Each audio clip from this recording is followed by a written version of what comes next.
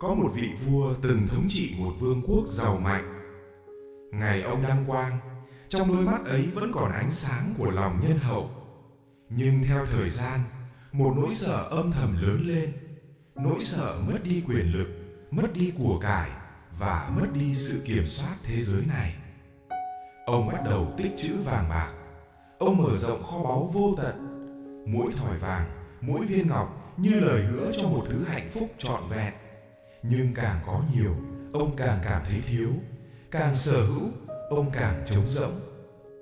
Ngày trôi qua trong quyền lực, đêm chìm trong bất an. Ông không còn nghe tiếng cười của dân chúng, không còn cảm nhận hơi ấm của cuộc sống.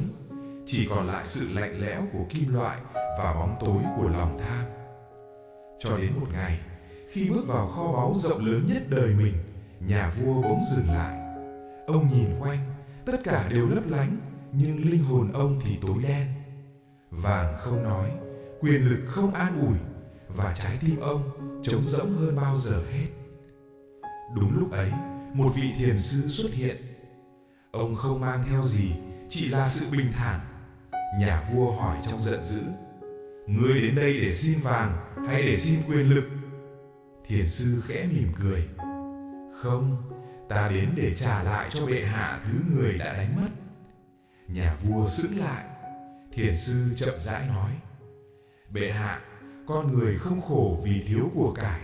Con người khổ vì chiếc tâm luôn muốn nhiều hơn nữa. Tham lam không nằm trong kho báu, nó nằm trong trái tim không bao giờ biết đủ. Vàng chỉ tồn tại trong kho, nhưng nỗi sợ lại tồn tại trong tâm. Bệ hạ càng giữ chặt, cuộc đời càng trói buộc người. Của cải vốn vô thường, nhưng sự bình yên chỉ đến khi ta buông bớt chấp niệm." Im lặng bao trùm. Lần đầu tiên, nhà vua không thấy mình là kẻ mạnh nhất thế gian, mà chỉ là một con người lạc lối. Từ đó, mọi thứ bắt đầu thay đổi. Nhà vua giảm thuế. Ông mở kho báu cứu dân.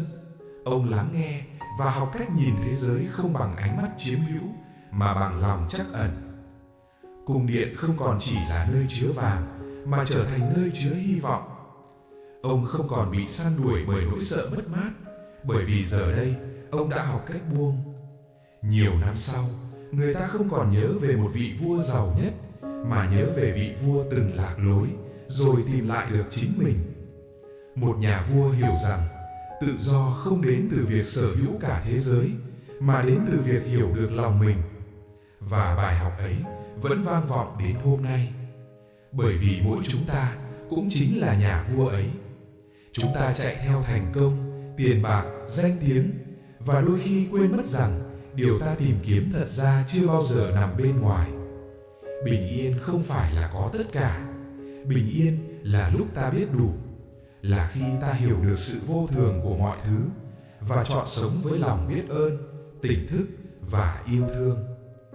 Riches can fill a kingdom, but only wisdom can fill the heart. Giàu sang có thể lấp đầy kho báu, nhưng chỉ trí tuệ mới lấp đầy tâm hồn.